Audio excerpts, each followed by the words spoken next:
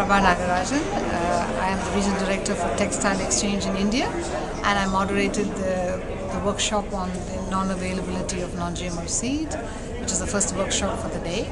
A very interesting workshop with almost about 50 participants from a wide spectrum. We had NGOs, we had seed breeders, we had companies, brands, we had people on the field.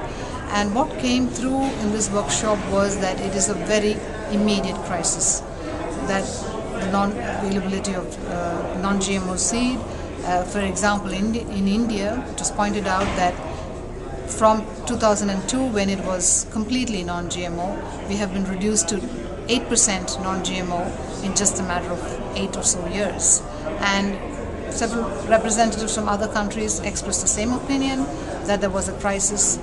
And we figured that this crisis has many angles to it. It's not only affecting biodiversity, it's affecting the seed sovereignty of the farmers, it's affecting seed choice of the farmers, and finally it affects the consumer, because if he wants an organic fair trade product, he's not going to get it if they are not going to have non-GMO seed in the first place.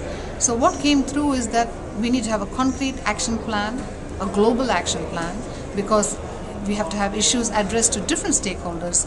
And the important ones that were identified in this workshop were advocacy and policy, talking to consumers, getting the value chain stakeholders to all engage, because it just can't be the responsibility of the brand, or can it be the responsibility of the producer group. There has to be concerted action all around.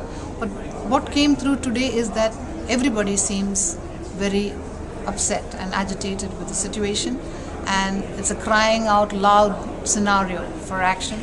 And we are hoping that the things that came out from this workshop will feed into the community of practice which Helvetas has, but also that it will move from dialogue to concrete action things, whether it's a seed breeding program, or whether it's brands willing to invest long term to make organic happen, or it is the governments saying that yes, in our policy for agriculture we are going to have concrete plans for non-GMO, a place for non-GMO.